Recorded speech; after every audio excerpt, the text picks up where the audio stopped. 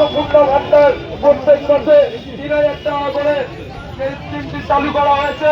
সকল মায়েদের উদ্দেশ্যে জানানো যাচ্ছে, আপনারা আসুন, এসে আমাদের এখানে ফর্মটি ফিল আপ করে যাবেন।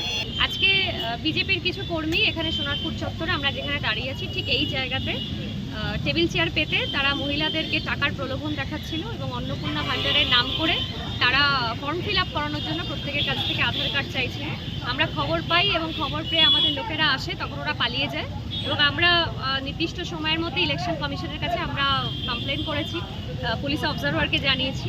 আমরা নিরপেক্ষ তদন্ত আশা করব নির্বাচন কমিশনের কাছে এবং প্রকাশ্যে এইভাবে মহিলাদেরকে টাকা দিয়ে ভোট কেনার যে চক্রান্ত বিজেপি করেছে আমরা ধিক্কার জানাই এবং যতই টাকা দিয়ে ভোট কেনার চেষ্টা করুক কোনো ষড়যন্ত্র কোনো চক্রান্ত চলবে না।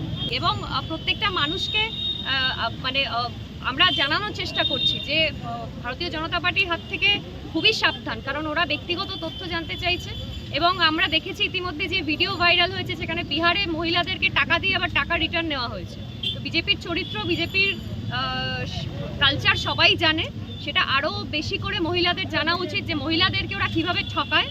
এখানেও এসছে অন্নপূর্ণা ভান্ডারের নাম করে মহিলাদেরকে ঠকাতে এবং মহিলাদের ব্যক্তিগত পরিচয় নেওয়ার চেষ্টা করছে আধার কার্ডের মাধ্যমে।